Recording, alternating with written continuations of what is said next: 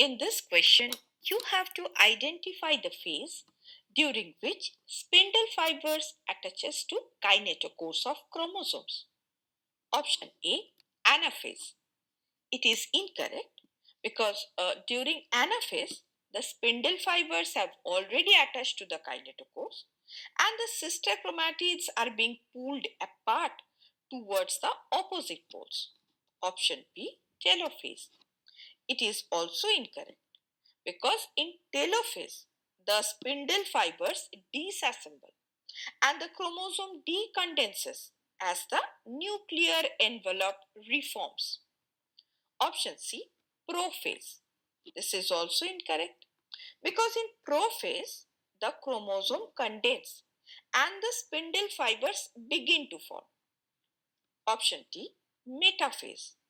Now, during metaphase, the spindle fibers attaches to the kinetochores of the chromosomes, that is a proteinaceous disc that attaches to the centromere, aligning them at the metaphase plate, that is the equatorial plane, for proper segregation. Hence, this is the correct option.